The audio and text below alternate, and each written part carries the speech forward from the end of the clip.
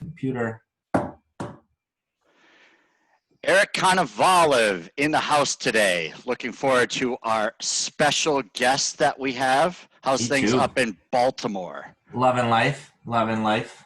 Awesome. I know that this is being recorded and a lot of people are excited about the draft.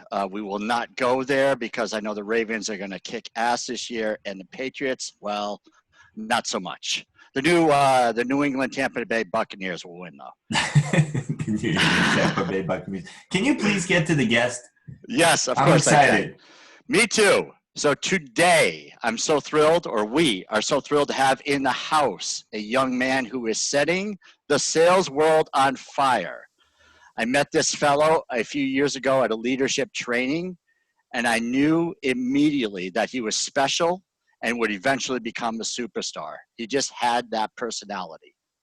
He's a musician, an actor, a salesperson, a teacher, coach, master marketer, developer of the crumpled letter, the cardboard cutout of himself as a sales tool, a carrier of a shiny saber thrusting into the main frame of office copiers, a promoter of local businesses, including food trucks, a member of the perfectly groomed, bearded community, an empathetic listener, a person who can laugh as well as cry with his people, a leader of a huge movement and following aptly named the Sales Rebellion that is continuing to expand. He's a devoted husband and a father of a little boy who is absolutely adorable, gets his looks from his mom, as well as a son who is completely honoring his parents with his life's path. And since his dad was his business and life mentor, you cannot listen to this guy for more than a few minutes before you hear about his father, who had to be an amazing human being. If you don't know him by now, it's time that you do, because he will help you to think bigger and to be more in tune with the human experience. In the house, we have the leader of the Sales Rebellion and superstar, Dale Dupree, with us, ladies and gentlemen. I love this guy. What's up, Harry? That was epic. That's awesome. What a great intro, Harry. Yeah, that was epic. I have never done as much work since my A in sixth grade history. But, man, I wanted to work for you, brother. Oh, man, I appreciate that. Do you remember that? 2016, over there in Naples, Fort Myers, when we first met at that weird hotel conference room. But you know what was great about it was Steve Rolla was there, who's another one of the most amazing people on planet Earth. And so it was a great time. It absolutely was. Three of the greatest people sitting there. Yeah. And you're just sitting there taking notes, shaking your head. You say, I know so much more than all of these people here in this room, but I will just be humble and just keep it to myself. So I went over to you. I said, this guy's different. So I started asking you questions. I said, what do you think about this? He says, it's pretty good. I'm a little ahead of this, but it's all pretty good. And that's why I said, this kid is something special. So, first of all, let me ask, before we get into anything, I just want to ask, how's the family doing in this lovely pandemic? Family's awesome. We've been doing drive-bys. I don't know if y'all are familiar with those. Not the kind that you're probably thinking from the movies, though, or real life in some cases. But Baltimore. Yeah, Baltimore. We're doing drive-bys where we're headed to the family houses. So all my siblings live within about a 14-mile radius of my home. And so we just literally drive by, honk the horn, and roll the windows down and like jam some music real loud and like dance in the driveway or out in the car and then drive off. So man, I want to be related to you. 6 feet, you know. Yeah, it's fun. We've been having fun. So every weekend until this thing's done, we're doing that. So Would I be like the adopted grandfather? Dude, you're not. Hey, listen, you're not that old, Harry. I know I make jokes about you being old sometimes, but that was low on yourself. I was thinking for your kid. Yes, you not you, man. I'd have to be 87. Oh, that was a jab right back in my ass. Oh, man, thanks for the sense of humor. So, Dale, you have done a tremendous amount already in your life. You're still a young man. You're on this incredible journey. I just want to start by asking, what led you down this path? What was your motivation for this? You know, I spent so much time in the copier world, as you know, Harry, and I was around some great men and women. I was also around some of the dirtiest, salespeople in the world, because that's what copier people are, inherently. They have the worst reputations. And it's nobody's fault. I don't blame the people themselves. I blame the process. I blame the way that sales has been just how it's crumbled, really, is how I should put that over time, from being something that was honorable and integral to being something that was about the money, the quick wins, the easy one-offs, the contract that could put six figures in your bank account that you didn't need in 5 years anyway, because you'd have another one before then and another one after that. So being in that industry and being around such just honestly just scummy, sales in the first place, I started to ask myself, well, what are there people out there that are not these folks, that are, and again, like anybody listening right now, I'm not naming names, but the majority of salespeople in general, as I started to reach out to other industries, I just thought, this is insane, that everybody thinks this way. Everybody acts this way. And slowly, though, I started to find, folks like you, Harry, where I could have a decent conversation, an honest conversation, and the reputation preceded itself. And after, right, where if you ran into somebody that might have worked with you at some point, they gave you the same story. Whereas with other individuals, oh yeah, I know that person, they suck, and this coming from buyers in most cases as well too. And I think I just woke up one day and said, I'm tired of the fact that what it looks like, right? I'm tired of the idea behind how people perceive sales. And because really what I had found in that time as well too, like I was stating, guys like yourself, that we are a silent majority that just kind of sit in the cubicle in the back and do our thing, that are a steady Eddie to an extent, but most of the time we're the A player on the team. Right. But because we do things that are less popular, like not lie to people, we don't have favor with leadership and with some of the other, specific departments inside of those verticals and industries that we serve as salespeople. But we, no matter what, we turn the other cheek and we love. And so those were the things that I started to realize were out there and that people needed a voice behind. When I launched the Rebellion, it was overwhelming, the amount of response that I got in regards to, I wish that I could do what you're doing right now. I wish that I could have stopped everything and just been like, I'm going to go and lead a sales rebellion. But now that you've done it, you've pushed me to do it in my own way.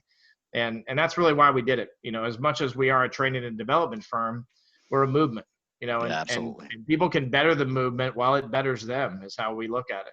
And because we need that, we need people to come into it and to set the example and the precedence. And so we're looking for that. And that's really how I got into it and why I got into it. It's the heart of the matter. I want to see salespeople step into a different spotlight than the one that is perceived right now from the marketplace, from the media, and listen, we don't got to name names there either, right? Everybody knows exactly who we're talking about. The people that have the spotlight. It's easy.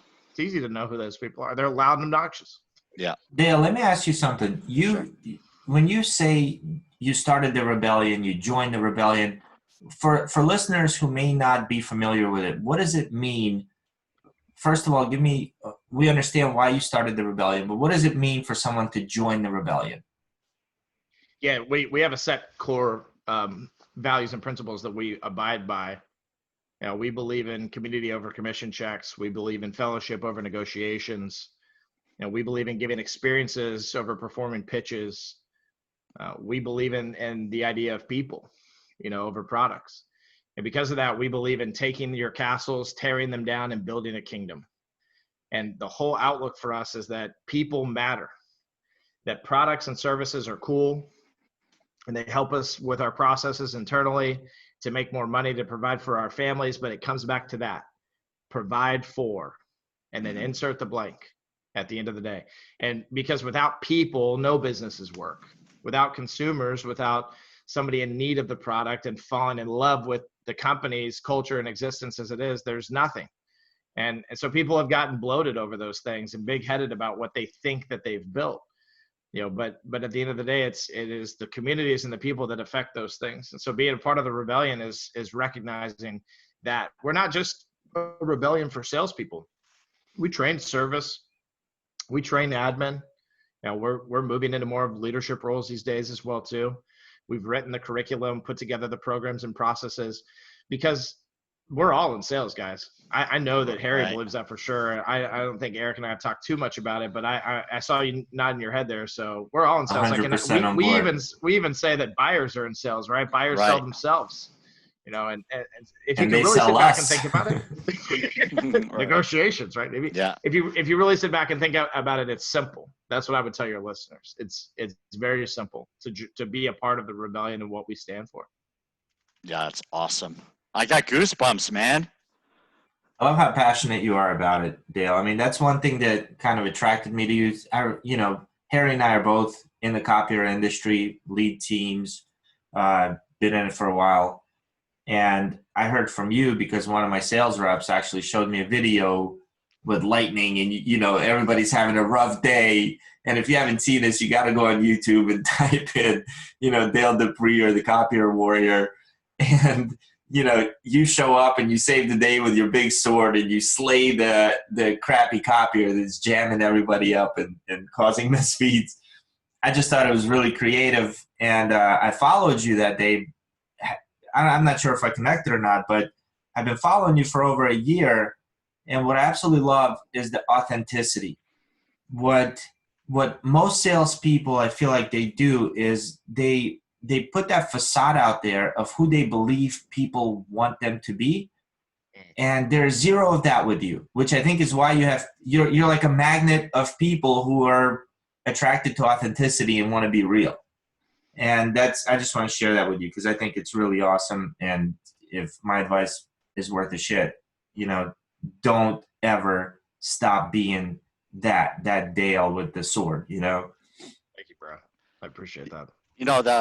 Just along with that, I think Dale was probably one of the first people that I have listened to that use the word vulnerability consistently. Can you tell us a little bit about that, Dale, as to what helped you become vulnerable and what it means to you? Yeah, I became extremely vulnerable when my father died.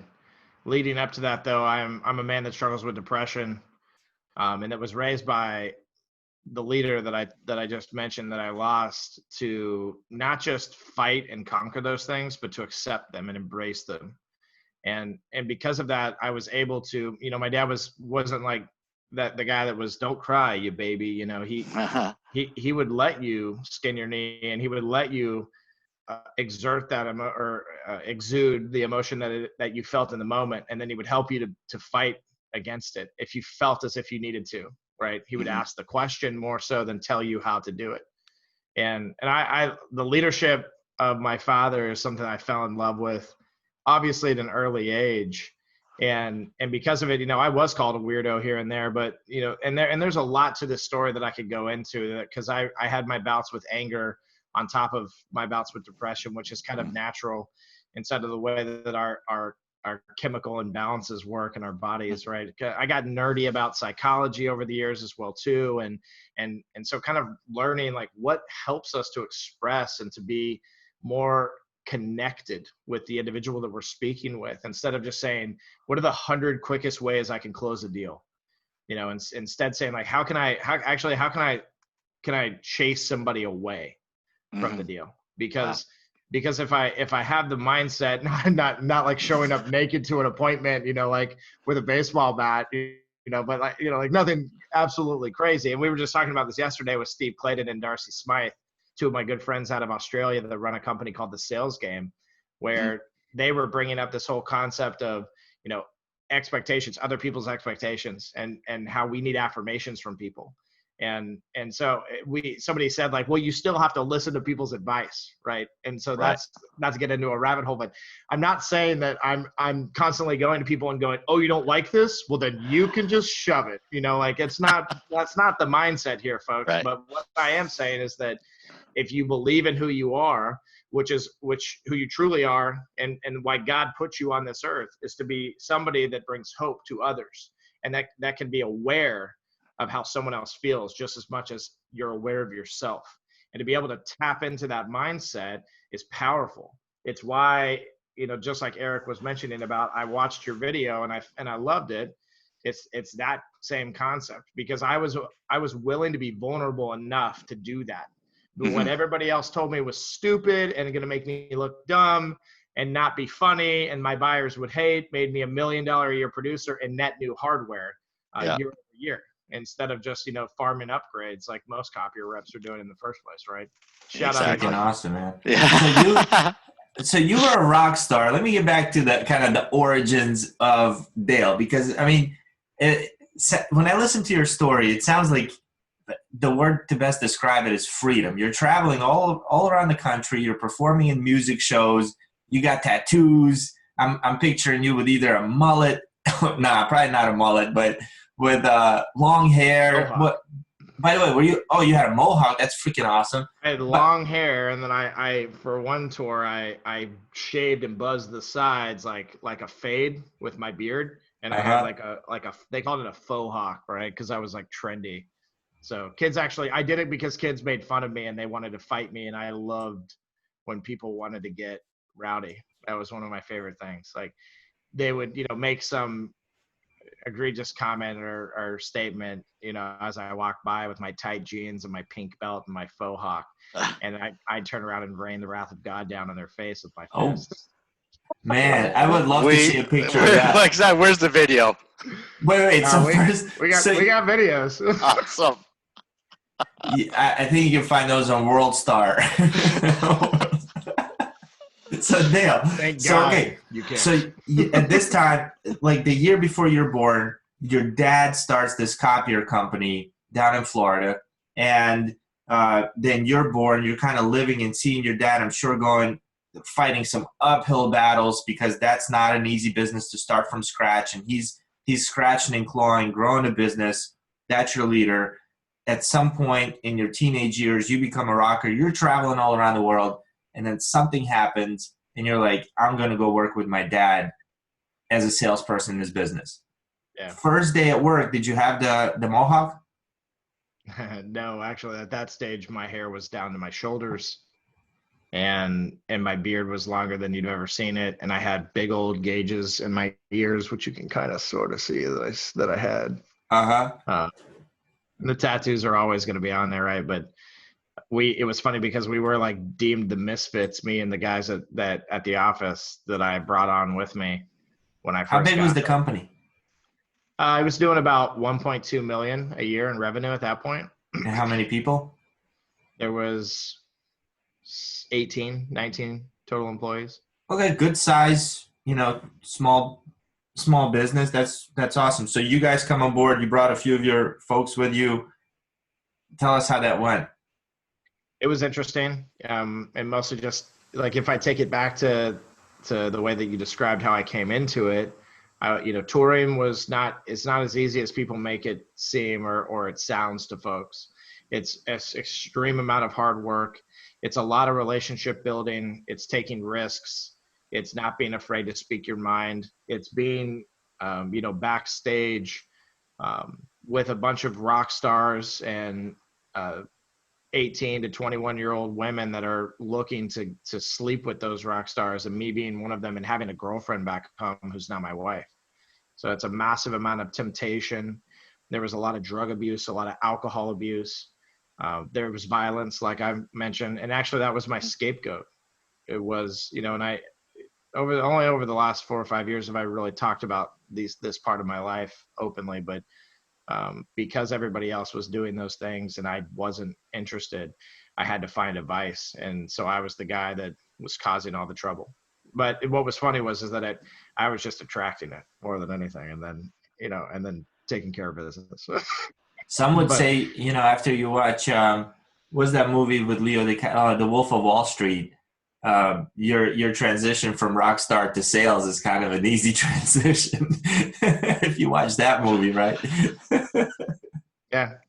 Sorry, I didn't mean to If I interrupt. if I was gonna go work on Wall Street and make millions of dollars a day and have midgets come to the office and degrade them and women for hours, yeah, for sure, like for definitely. Yeah. And yeah, you saw some weird stuff for sure on the road. I mean, I've got stories like you wouldn't believe, but from A to Z, man, it was good times. But coming back to work for my father was me making a conscious moral decision more than anything, even, and saying I wanted to build a legacy for myself. And I understood at that crossroad, like where the music world was going to take me at the end of the day, no matter what. The effort that we needed to put into it and the lack thereof by some of the other people that were involved. Um, I had some of the greatest leaders in music. Brian Coble, I always shout him out from Pluto Records. He gave me my start. We had 11 record label deals after our first tour, sitting on the table, major record labels, all kinds of stuff. But this guy, Brian, was the one that built a relationship with us. And he had Wow. built some massive bands. If people listening are familiar with Pluto Records, they would know As I Lay Dying or Horse the Band, or a band called Norma Jean, even, that he gave a fresh start to these guys. Divide the Day was on the label with us. They ended up on Universal or Atlantic, one or the other, and they were actually the theme for the WWE, the theme song for the opening of the WWE after they got bought. So there was a lot of success running through these places, and so I also wasn't like somewhere where we were eating crumbs and trying, like, sitting in dark rooms, not able to pay the light bill. Like, we were able to afford a lifestyle of being rock stars. What And was your role with the band? Did you have, well, let me rephrase that. Did you have a role where you had to build these relationships or any kind of sales type of things for the band? so I wasn't the manager by any means. I was the front man, though, and so I was a leader inside of the organization, if you look at a band like that. And I was one of the founding members as well, too. So there was always credibility with me. And as we went through members, we had 3 drop off at one point, 3 OGs that stayed for the entire duration of the music career that we had with Imperial. But when the 3 dropped off, man, it was like every year to 2 years, they would all be replaced. And so you never really had this consistent relationship with other people in the band, which caused an issue and a drop off with people that were trying to consume the culture you were building inside of your music career as well. Music, it's funny because you're 18, 19, you just think, oh, we'll play really cool stuff and people will love it. No, like, people are attracted to your personality. Like, who are you on stage? Who are you off stage? What kind of merchandise are you selling? Is it creative? Does it look like everybody else's? You can get real deep on this stuff. And I had those visions, but they weren't shared by everybody all the time. But we were notorious for our live show and what we would do after the show, because we would go and hang out with people. We didn't sit backstage. Like, you'd find me in the pit punching people in the face for the next 4 hours, right? I mean, like, that's who I was, because we played in a metal band, right? So Yeah. and then the thing was there was camaraderie in that. Like, people think of it as violence in an altruistic manner, like, to be like extremely negative, right? Like, that you were going out there and just doing it to hurt people. But a lot of times it was just the aggression in which that you needed to release. And we all have felt that way at some point in our life. You ever punched a hole in the wall because you were pissed off at something? Like, you were Once me, or twice. like that. And that's it, right, Harry? Like that, Yeah. People do things in their own way. I lived inside of, like, I was very expressive about my anger, like very expressive about it. So, but I also loved people. I loved being Right. random cities every night and meeting all these random kids. I'll never forget Hendersonville, Kentucky, dude, which was Evansville at the time, which was like right on the border of Kentucky and Indiana. And 8 kids came out to this show, dude. 8 kids, and we had the time of our freaking life. We closed a pizza parlor. We closed it down, reopened it as a venue. Like, 8 pizza in the parking lot. 8 kids going, just buck wild. Basically jumping through anything they possibly could, windows, it was wild, dude. And the next time we came, there was 150 kids at the next show. And the next time we came, it was bigger. And like, the thing was, is that we amassed a community there. Like, we would drive if we were ending a tour in New York City and then had to go back to Florida, we would go out of our way to hit that Indiana, Kentucky border and then head back down. I mean, we literally would, because it was so worth. You were like the folk heroes. Here they come. Exactly. Oh, it's great. Yeah. So this whole that was really your start of the movement, apparently, because it just ties in nicely with what you've done.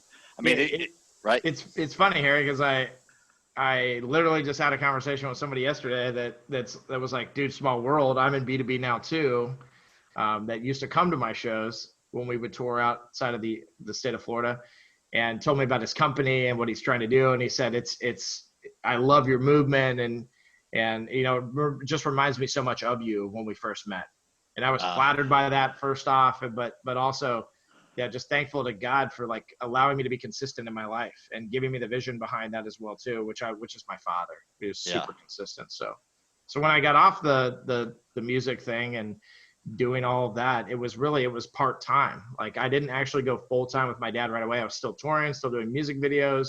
You know, we had shot like a full production video that was going out on the major, you know, platforms and channels at the time. The music world was transitioning. You know, things were going more digital. It was crazy, dude. It was a crazy time. We didn't technically break the band up until about 2009. So for 2 years, I kind of juggled the two, but I went full time with my dad in the process there from 8 to 5. You know, it was like I could only practice after 5, but then I had 2 other jobs. A lot of people don't know that about me. I worked 8 to 5 with my dad, and then I had a bar backing job. And then on the weekends, I was a bartender at a wedding venue. So I hustled. Wow. You were a hustler. What was the driver for you? Like, what was driving you to have 2 other jobs? There was a lot of things. And to be extremely transparent, I was driven by wanting to get away from the darkness that I felt coming back up into my life. I tried to commit suicide at 15 years old, and I was saved from in the process by my mother coming home and interrupting it. And I felt it coming back, and I had been feeling it for quite some time, and I felt like I never really beat it in the first place. You know, one of the things that I learned during that time was really just how to articulate better my emotions to myself, never to other people. You know, that it was okay to be sad and it was okay to feel this way. You know, but I never really learned how to like tell people those things. And so for me, I knew that staying busy and being super extroverted and such a high I on the disc scale, you know, just a social gorilla, right? That I knew that I get recharged around people. And so being in a bar setting reminded me of being back on the road and being at a wedding venue, you know, because it's an event. It was just second nature for me. And I kicked ass at that stuff. Like, I love to help people and serve people and make sure that they had a good time and enjoyed themselves. Just as much as I love to have a good time as well. But I spent, you know, those 3 or 4 years from 2007, 2008 to 2010, 2011, helping other people more than I did myself. And that was, as I was trying to run away and escape that darkness, I like reignited it in my life. And then a couple of years later, it got even worse when I was making tons of money, full-time copier sales, like no other side hustles, no more music, just like full on head down, breaking records, making massive amounts of money. And it didn't get better. And I started to kind of put myself into this position of, does it get better? And questioning my life again. And it primed up another attempt at suicide. It'll be 10 years, or it'll be 10 years. My anniversary of that will be 10 years this December. And it's pretty intense thought, right? And it is. And I'm sorry. No, please. So you seem to connect with people who deal with depression. I mean, you really reach out to them. I love your posts regarding that. And, you know, you just had a tragedy, someone you knew recently and, you know, you're still, I mean, you're helping a ton of people, dude. I mean, I know you know that in a lot of ways, but just that empathy that you share for those that are dealing with depression. One of the things I heard recently, and this, you probably have seen this a lot, is we're where people know somebody and they say, well, reach out to people who are feeling depressed and then try to talk them out or just be nice to them, give them hugs and so forth. But that does not impact what's going on between the ears, does it, for that person? I mean, that's something that people like, people that may not deal with that depression, I can't understand that, right? So how do you explain for the person who doesn't know what that's like, without going, off the rails here where I have a tendency to go, but how do you explain to someone that doesn't get that, right? I mean, I just love your empathy. I don't know if that question makes sense here, but. No, it does. It's difficult to tell. I'm talking to even a student right now that's come to me very openly about a relationship that he has where the person that he's speaking to has depression, and they have shown suicidal tendencies to an extent in the way that their talk tracks and some of the things that have kind of blatantly happened in their relationship. And I unfortunately, anybody listening that doesn't understand it and is trying to help it, you can't. And stop, because what you're doing is actually making it worse. Yeah, you're driving people away, because you have to meet people where they are. People are trying so hard to fix everybody and to fix everything that's happening around them. They forget that the person that's in that state is there for a reason. Like, the traumatic things that happened to me throughout my life, I believe, were some of the things that led to being where I was. And it's like that with most people. Some people just started to kind of develop it at some point, and it's typically substance related. So abusing substances is a huge piece of the puzzle there. So there are things that you could sit back and say, oh, well, stop drinking. Yeah. Okay. Right. Yeah. Let me just stop drinking. But what you should say is, oh, the alcohol does this to them. And instead of sitting on the phone with them and saying, hey, I did some research and I found that you're an alcoholic and that can lead to suicide. Like, they're going to listen to you and be like, oh, thank you for, thank you WebMD over the phone. Like, I appreciate that, and hang up on you. Right. But for me, it's like when I see people make a post and they say things like, if you're not feeling good, reach out. I'm like, you know what, dude, delete your post, pick up your phone, call those people. You know exactly who they are.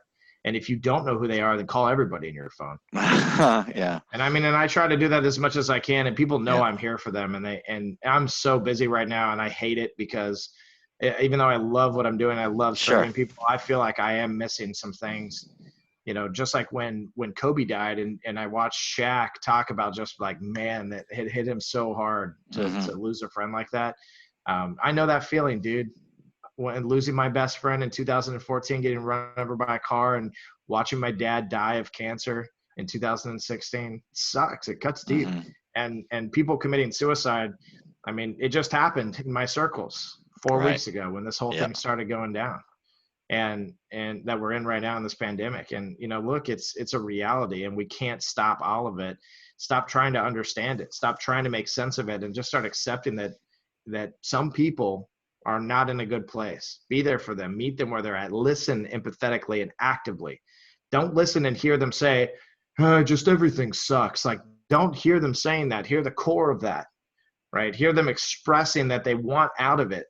You're not hearing that piece of it because you're not listening actively. What you're hearing is what sounds like Eeyore, right? Like, oh, right.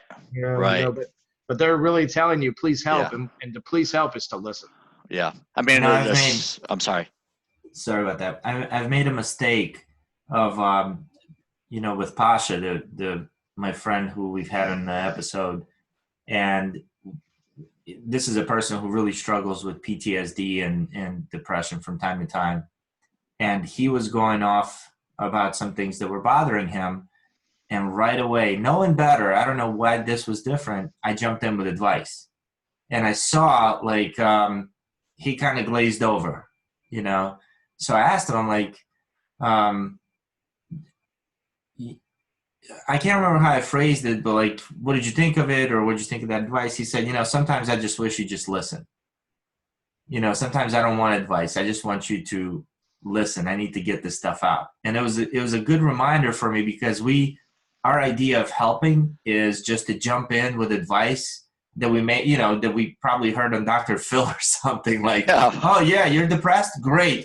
Let's go for a run. You need a morning routine. Have you tried meditation? Let me send you to this doctor. And we all think we know how to get out of depression, but until you've been deep in that hole, you have no effing clue. No, And yeah. sometimes all they want to do is just have an ear to kind of listen and be there for them. So that was a big lesson for me, learned from my good buddy Pasha. Yeah. So that's just, I mean, again, all the awesome things you're doing, Dale. I mean, those things, you know, that's the whole human connection, which is what I love about you, is that you deeply care. And that's to me worth more than any amount of money. And you know, I love watching you because you're one of those people that is making an impact in so many different ways. But the human element, the connection, you know, advice you can give to people like us who are not in those shoes, and we can say, you know what, Harry, next time you come across someone that's, you know, not, you know, let's be proactive, number one, and number two, just you know, listen a little bit differently and don't try to fix the problem, right? Yeah, agree. Absolutely. So Great Dale, stuff. getting back to, you know, I keep thinking the company wasn't that big, right? I think you said 18 employees. Yeah. At the time when you joined them. So 18 employees, my guess is they did not have a sales training and development department. No. So you, at that point, didn't have much of B2B sales experience, cold calling companies, talking to probably C-level executives, except for your experience with the music industry. What was it like? Because a lot of our listeners are probably in that same boat where they're getting out of college and they're getting dumped into, or they're getting these jobs where they're going to be sales professionals and they're not getting trained properly. They may not be getting trained at all. What did you do? Yeah, this goes back to having a badass dad more than anything. And so I got just super lucky where my dad was the best salesperson I ever met in my life. Like, to watch this dude work was insane. There's a great story. It's real long, but I'll shorten it. My dad, and this didn't even come from my dad, by the way. This was one of his best friends and the first guys that he ever hired into the industry. He told me this after my dad died. And I've heard stories like this like crazy, but I love this one because he talked about how my dad could connect with another human being. And they're sitting at this attorney's desk, and the guy, you know, it's like mahogany, you know, like Italian something another, right? Like the dude is wealthy as all get up, right? And he's trying to flex on my dad a little bit with his money and whatnot. And he's talking about gambling, and my dad is just listening and connecting to this process. And they get to the end of the conversation. The guy basically tells him he's not going to do the deal with him. So my dad, instead of saying like, all right, well, when can we follow up or whatever, he reaches in his pocket and he pulls out a coin, and he sits forward to the desk with the guy, and he says, "You said you like to gamble, right?" And the guy goes, "Yeah." Oh no. And he pulls out the coin, and he says, and he flips it, puts it in his hand, and he says, "Heads, I'll take $100 off the lease right now and you'll sign it. Tails, I'll add $100 to the lease right now and you'll sign it." Oh man, I love that. No option not to do the deal, right? But I so love it. and it was a 5-year lease too, so do the math on that, right? Like, he was literally Yeah, $6,000 right there. He was gonna make money, or he was gonna lose a lot of money. So he sat there with that coin in his hand for a hot minute. The guy, like, you know, did the whole buyer seller dance thing with my dad, who had just so overly connected with this man and met him where he needed to meet him, that the guy couldn't deny what was happening, and he fidgeted and had, you know, did some of the outward sighs and like poured a glass of whiskey, and my dad's best man telling the story. It's like, he's like, an eternity was spent sitting there in silence. And then the guy goes, "Tails." And the best part is that he was wrong. And so my dad lined through it, added $100 to the lease, pushed it in front of the guy with this pen, waited about 4 or 5 more seconds. Dude picked it up, signed it, and pushed it back. That's beautiful. And stood up and was like, "Good doing business with you." Like, that's awesome. The attorney was so into it, right? So like, so that's the man that taught me sales. Like, how do you connect with people? How do you think outside the box? How do you get creative? And so I was lucky from that perspective. But I will tell you this too, that people listening that need to that want to understand, how could I get training? You need to find somebody that is willing to invest in risk with you.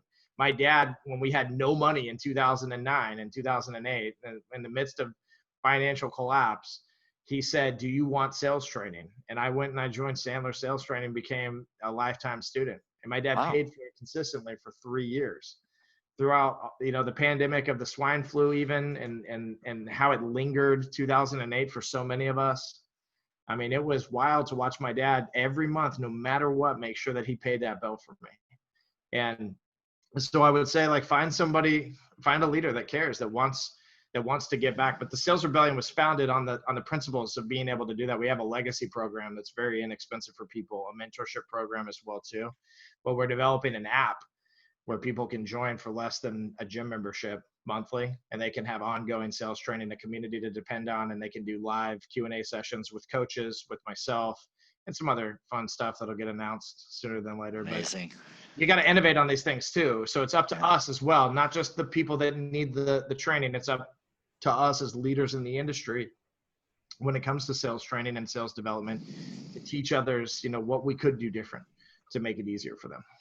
That's awesome. So if you took all the experience you have right now, right, in sales, I mean, you've been in sales since 2007, all that experience, if somebody were to drop you into a B2B sales role today with no current customers, no extra training, what would your first 90 days look like?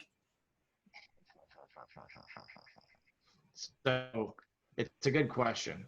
The idea is that most salespeople, when they get into sales, they try to overly understand, is the best way to put it. They say, "Oh, I can't sell this product unless I know everything about it, like the 45 years of its existence, and where did it come from before that, and who was the founder of this firm." And I mean, like, look, those things are important to an extent, but for the most part, people have to sit back and understand that there's a human being on the other side of the connection of the sale. And they don't give a shit about any of those things. Excuse my French. And so the concept is that if you're just getting started in the sales game and you're just getting into what it is that you want to do for the rest of your life, stop seeking and searching for instant gratification. You are lost and wrong if that is your concept. And you need to understand that being lost doesn't mean that it's over. It doesn't mean that you suck. It doesn't mean that you can never be better.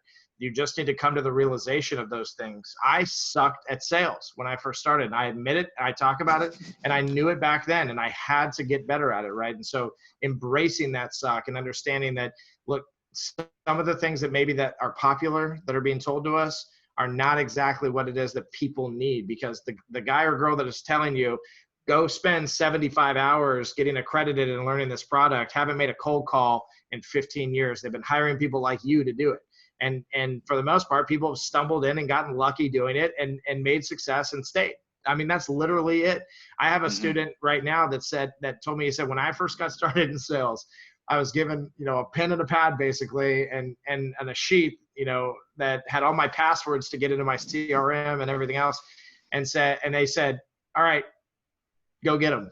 Not even product information, right? Just like straight up, just like, go get them, and we'll see you in 90 days for your review.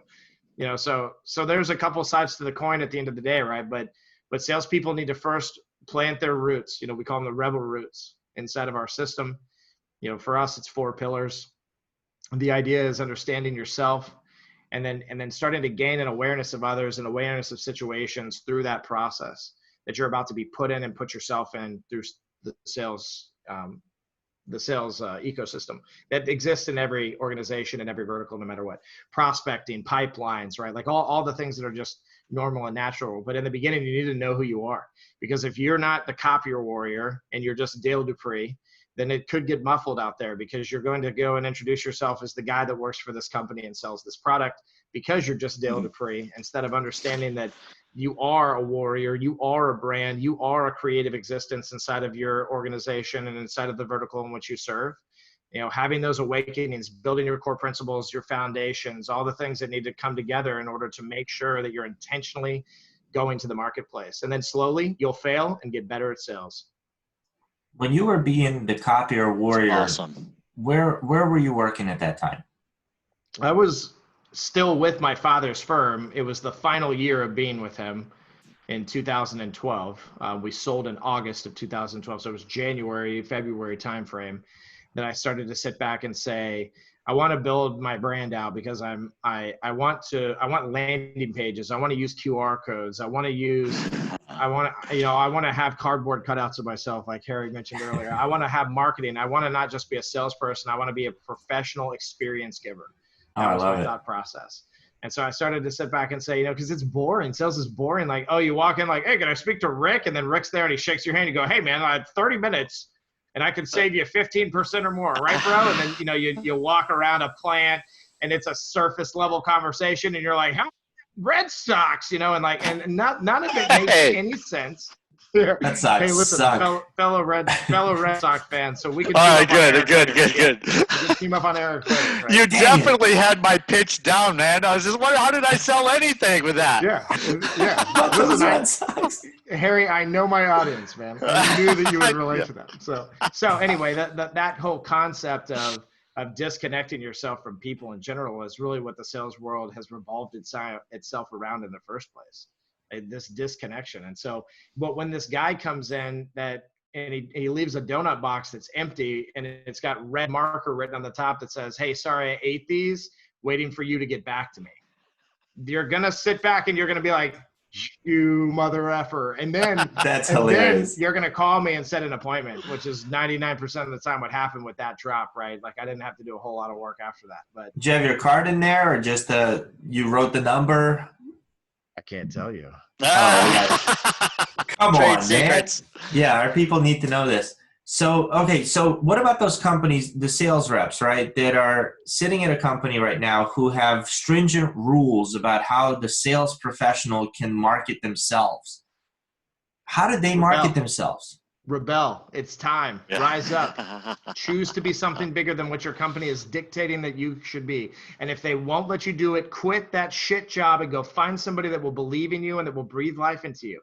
Because if you don't have the fire, then nobody else will. I'll tell you right now that I was told multiple times, you may not do this. When my father sold his company and I went and worked for another organization, you may not do this until $250,000 a month was rolling in net new business, right? Oh, well, how are you doing that? Oh, I'm doing it like this. Oh, okay. Well, you can't do that.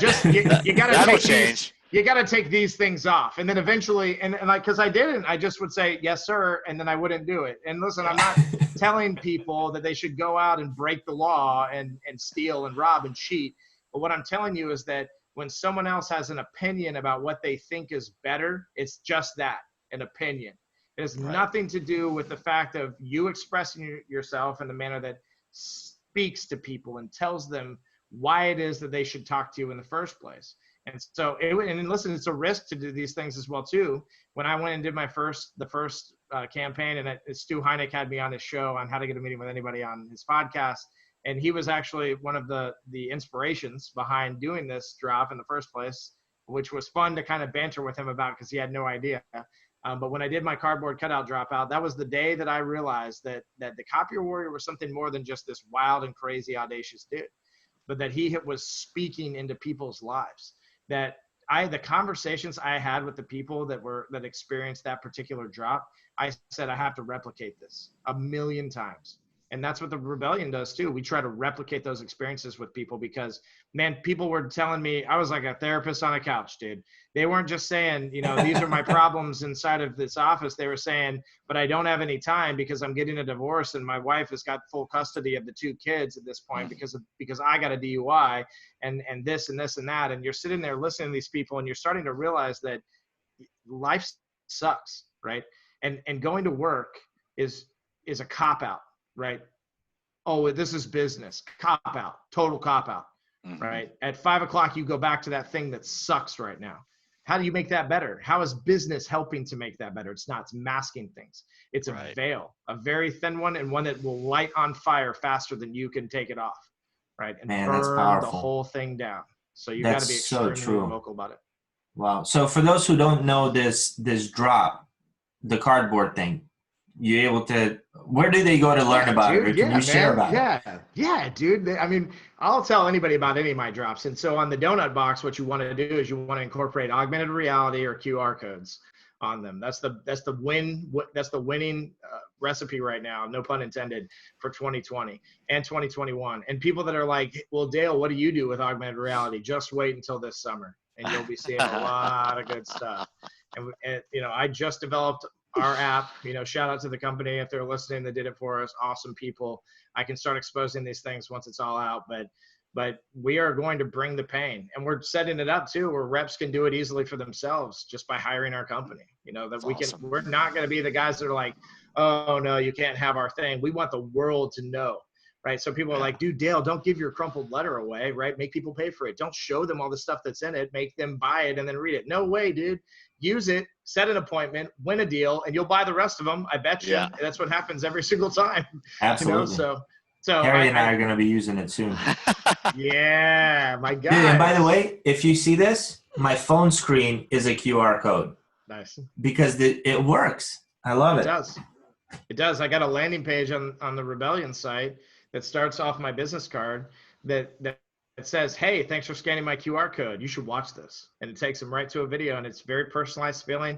It's that content of character is what it is. Who are you?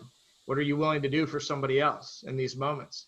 Because if you're willing to go above and beyond, they'll pay you back. So the cardboard cutout's an easy one too, man. It's as simple as what I just said. As a matter of fact, a couple of my friends just did it, and they're using them for promotional stuff right now. And it's the first time anybody's ever done them in my circles outside of me, which I'm pretty excited about. But that thing will burn down the office, man. I'm telling you, like it will light a fire like you've never seen. How does it work? First of all, where do you even get that? Pictures with it. I mean, it's wild. Well, you make them through print shops. You guys should know that. Come on, boys. Sure, come on, man. No, this isn't for me. This is for our audience, Dale. Word. I got you. As I'm taking notes. Print shops. Oh, yeah. Oh, it's the audience. I'm asking for a friend, Dale. Yeah. Anybody with a wide format printer can do a wrap, you know, and they can create a wrap for a cardboard cutout, essentially. And it's of yourself. So you get a full picture of you. But the thing is that you want to be in like, even if, listen, like doing it of yourself or doing it of you in a bikini doesn't help. You need to be in an action mode is the idea. You need to be doing something that people look at and they say, this is what this guy does on top of this guy's crazy, right? So my cardboard cutout was me pulling a sword from a golden copy machine in the middle of the woods. And like, it was a kind of a box stand. It had a little bit of bleed on it. There was a little bit of texture to it, but it was, for the most part, it was kind of boxed in the top right corner where it had text as well that said, every morning he wakes up believing this is his job. And that thing would show up, and it was massive too. Like we made a bunch of them, but the note was the best, you know, for all the people that want a quick hack and that are actually going to do this. Because if you do this, take a picture of it, send it to me, I'll blow you up on social media. But nice. Because I'm waiting for somebody to like go to the distance on this stuff. We have students that are going the distance right now on a lot of things, but nobody, shout out to my students if they're listening, nobody has done the cardboard cutout yet, but it will get you an appointment. It will get you an appointment no matter what. Even if you get there and they say, I can't even buy your product. I just wanted to meet with you because this is insane.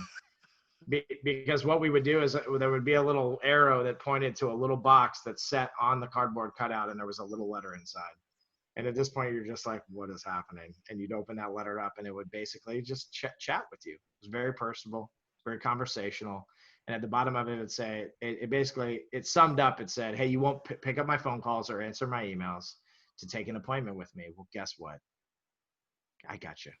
And then at the bottom, it would say, and if you don't want an appointment with me, that's fine, but please have your receptionist call me to pick this up. It was very expensive. I love it. I freaking love it. Awesome. So Harry, when are you using that? Yeah, I'm going to do it this afternoon because it's I can do a stick person pretty well. Where can people sign up and learn and get that kind of mentorship from you where you walk them through how to do this and give them sample letters? I mean, I'm assuming that's something that you guys offer. Yeah, for sure. I mean, we do all the creative stuff in-house. It's mostly curated by me, but I have a creative team as well too that backs me up. You know, just in case, like sometimes I get a little too crazy for people. So we do a lot of assessment. And like, who are you? What do you want to accomplish? Why are you doing this campaign? Who's your audience? We're very meticulous about it because it is the psychology side of things. Like I didn't just drop those off to 19 random people. You know, they were very well thought out prospects. And so it's teaching people how to do that side of it as well too. So we just do creative campaigns, or you can literally do a mentorship with us as well. But salesrebellion.com is the best way to find us and to get with us. But you can just Google Dale Dupree if you want to learn more about me. Like anything and everything that comes out for the first like 3 or 4 pages, our podcast episodes, YouTube videos, personal websites, my LinkedIn content feed as well too. And I'm on every social platform, either at Sales Rebellion or at Leader of the Rebellion, from TikTok to Twitter, all the way to YouTube. I mean, and we're everywhere. So it's That's easy to awesome. find us. It's easy to get involved with us. But what I want to say though, is that if you need help and you're sitting back and you're thinking like, I can't spend thousands of dollars on sales training or on this kind of crazy stuff that Dale did, just stop thinking like that. Just reach out, say hello, and tell us what you're thinking and what it is that we can do to help you, because we're servant leaders. We believe in the process of empowering others. We wholeheartedly agree with the statement that I made earlier about tearing down castles and building a kingdom. And the listeners that are on this podcast today are part of that kingdom. We believe in each and every one of you, and we want to see you successful. That is awesome, Dale. Really appreciate that. One of the things you said, and when I go through and I train people or talk to people, I find this to be one of the most difficult things for salespeople to do. Yet once they do it, I feel like the ones that do it have great success. And that's researching and figuring out who your 19 are going to be, not just throwing spaghetti on the wall and thinking, and hoping something sticks. I mean, they're posting themselves, essentially holding a sign, hey, buy something from me on LinkedIn, hoping and wondering why nobody's calling them, or they're just blind dialing, not knowing anything about the company they're calling on. And if they just took a little bit of time and initiative to learn about understand why they even want to call that company. Why do you want them as your customer to begin with? Before making that call, I think that a lot of sales reps will see more success. Sounds like that's exactly what you did. How'd you even come up with that idea though? Yeah, I love the spaghetti. I love the spaghetti concept, right? It gives a good visual to people. I usually tell people, I say, you can throw spaghetti on the wall, but you have to have a boiling pot of water waiting for it at the bottom of the wall for it to fall into and cook.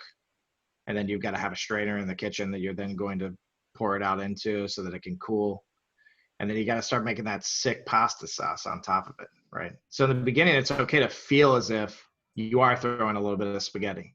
It's okay. Be intentional about throwing that spaghetti, right? Be very intentional about it. And you'll slowly start to realize, ooh, this is a good way to do this. And because there'll be pieces of the spaghetti that don't fall into the boiling water, right? And so you go, oh yeah, that one didn't work, right? But take the risk and take the chance no matter what. But I tell people, if you want to create targeted lists, putting together an avatar of your buyer or an ICP is an important methodology and concept, but stop doing it in a way that's like, ooh, this company could use my product. We were just on a training yesterday with a group of people where I said, have you ever thought about reaching out to people that can introduce you to those people, right, that are in your avatar or your ICP? And they were like, not sure that I've done that before. Well, so don't box yourself into who you reach out to. Take a chance. I had to learn that going to auto mechanics and barber shops and salons were bad as a copy rep. They weren't helpful. I wasn't going to make any money. And I was also going to get like coaxed into buying something if I went there. Like I had a rep that went to a yoga studio and he spent 6 hours almost in the field. And he was at the yoga studio for 4 of them doing hot yoga lessons, thinking that this lady was going to buy a printer from him at the end of it. Oh no. It was pretty funny, dude. It was one of the best stories I ever told. But In a again, suit? yeah, he was dude. He came back a ball of sweat and was like, I didn't bring the other clothes, so I don't know what to do. And I just said, go home, dude. Please go home. You're not okay today.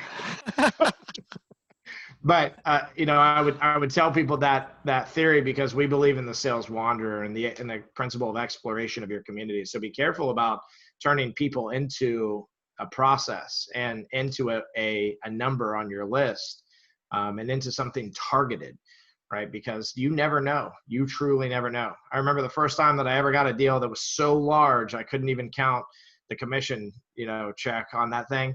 And when I started to tell people who the customer was, they were like, what?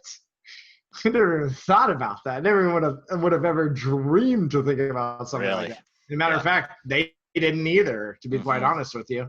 But they loved the synergy that we created. And then suddenly, because I was here in their heart, up here was easier for them in their head to make sense of it, because they knew that they wanted to do something with me and that they would listen at that point. And when people are open and intent to listen, that's all you need. And so it's the concept of sitting back and saying, not just who am I calling on to make sure that I'm targeting these people correctly, but also why. And how will I connect with them when I do talk to them? Because if they don't need my product, what impact am I going to make on them in that moment? Is it just going to be like a wrong number, concept, like, sorry, we can't use you, and hang up? Or are you going to connect? Are you going to do something that's going to cause them to remember and build your reputation in the first place? Because that's what sales is all about. That's awesome. Absolutely. Jeff, So what's the big vision, if you don't mind sharing? Where does this take you in the big picture? We want to be we just want to be a voice for Jesus. That's the big picture for us. And awesome. and on top of that, man, like we believe in other people because of it, right? And so the kingdom is what we're building, right? The castle is what we're tearing down, and we want to be global. We've got a coach right now we're grooming in Europe, and we've got a coach in Canada that we just announced. We want to have 50 to 100 coaches within the next couple of years. The money side of it, we have a measurement tool for it, but man, what we want is to impact lives. Yeah. And so when we look at the money, we think, well, how much do we need to basically be able to say, hey, dude, struggling with your small business, here's $10,000 and here's 5 hours worth of sales training blocks that you can get from us to help you with your organization, to get you to the next level that you desire to be at. How can we get to that level as a company? And people listening to that can sit around and say all day that we're giving away free lunches. When you empower people to be the best that they can be, when you believe in individuals, when you're vocal about it, when you take action in doing so, there is a fulfillment like you will never believe. And I watched my father do that my whole entire career, thought it was crazy. And at his funeral, when there was over 1,000 people in that room and half of them were just customers, I had a different perspective in that moment, especially. Not that I didn't already believe in what my dad did, but it was like watching that movie Big Fish, where the son was kind of in denial about his dad's stories and whatnot. Not that I ever was that, right? I'm not saying that, but then he got to the funeral and was like, oh my God, here are all these people that I thought were a lie, right? Showing up to pay their respects to a man that they believed in and that they felt was the greatest person to walk this earth. That's what people need to be envisioning in their businesses and what it is that they're trying to do. And so that's what we envision for ourselves. No shortage of thinking big there, young man. Yeah, that's powerful stuff. Yeah, that's great. It might drive me to my grave, but it'll be a warm grave, bro. It'll be a warm grave. Yeah, there's a lot. Yeah, it's awesome. Dale, thanks one thing I didn't ask you about though is your crumpled letter campaign, which I think is so freaking creative and awesome. Tell us a little bit more about that. By the way, how did you even get the idea for it? It actually is funny because it came up in 2010-ish, 9-10, during the swine flu when I was knocking on doors because they were locked. I wasn't pulling on doors, but they had, piece of paper that was like, don't come in here unless you have an appointment on the window. And it was a culture shock to me. And we were trying to get out of the recession. And so I had to come up with something. I Googled, what are some good marketing ideas? And I found the shoe in the door and all that, old school stuff. I'm sure Harry did a couple of those at some point, right. But I thought to myself, like, these are innovative, but how do I make things more personal? And also, how do I create a cadence instead? Because you can always send 2 shoes. And then it's like, well, what do you do now? Like, do you write a letter that's like, hey, I got a closet full of these things, so I'm going to keep them coming until you take the appointment. Like, and then you start sending heels and but anyway, so I digress. The idea came from a realtor. And the realtor actually had said in 2004 or 3 that he was getting a 0.2% return rate on his, or 0.02% return rate on his direct mail. And direct mail was so sick in the 90s that people were trying to basically get back to that. And so what he did is that when he sent these, he was sending these letters that would say, your house has been on the market for 90 days. And so we can help you sell it. And he was getting 0.02%, right? So he crumbled up the letter and the envelope, uncrumbled it, and wrote in a red Sharpie at the top. And actually he was having it printed at one point, I remember reading, but that said, "Don't throw me away again." And essentially the message was like, you threw this away the last time it came, but here it is again. I can help you. And then he got a 20% response Wow. rate. And I read that and went, bull crap, man. There's no way this is true. Well, dude, I made my own version of that. It's a much different message. It's a much different methodology. Same concept of interrupting the pattern of the typical norm of an everyday buyer, of being this interruption essentially inside of their day, personalizing it to the extent that they feel like you went out of your way to do something fun and to give them an exciting experience. And it blew up. By 2013 or 14, I mean, I had more business at my back door from that thing than you could imagine. And so I created a cadence around it. I had 5 letters in total that I used. And so if you didn't respond on the first one, no big deal. I had a second one, third one, fourth one, and fifth one coming your way. So it's the perseverance side of sales more than anything, but it's crumpledletter.com if anybody just wants to download the free version of the crumpled letter.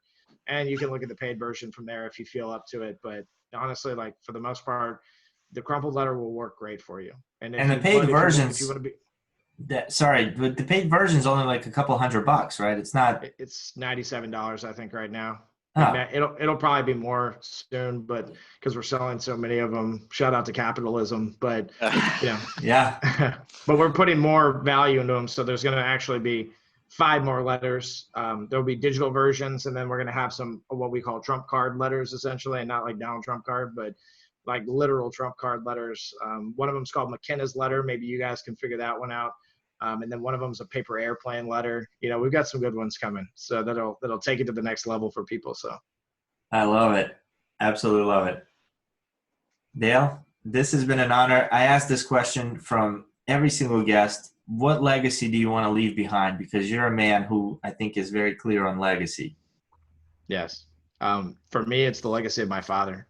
It is my honor to carry out my father's legacy, and it is my mission to make sure that every single person that I come into contact with knows his name and feels that they got a chance to meet him through me. And maybe even has a little bit of desire, or I should say probably more or less a feeling of missing out and not meeting him. Because my father was, again, not just a great teacher, salesperson, and leader, but he was my best friend. And I think one of the big pieces about that concept in general is that not many people can say that about their dad. So being vocal about it, not being ashamed of it, and making sure that also people understand that the reason we talk about it so much inside of the rebellion is because we loved him and because he loved people. And that's what we have to start doing as individuals. And until we get to that place, we will continue to rot. We will continue to disconnect. We will continue to be social distancing outside of social distancing because we've already gotten there. It's easy for people to lock themselves up in their house right now because they already hate people. We have to stop with that message. And so that's my legacy, my father's shadow. Wow, that is powerful. And as a father of 2 little boys, I hope one day when I'm gone, I've left that same imprint on their lives as your dad left on yours, man. Yeah, so with that, thank you so much for being here, Dale. This was fun, man. We had thanks for having me. A lot from you. You are a legend, man. We're honored that you're here, and we are going to keep rooting for your continued success and all those who are in the rebellion. Love it. Hell yeah, brother. Sales Thanks, Rebellion.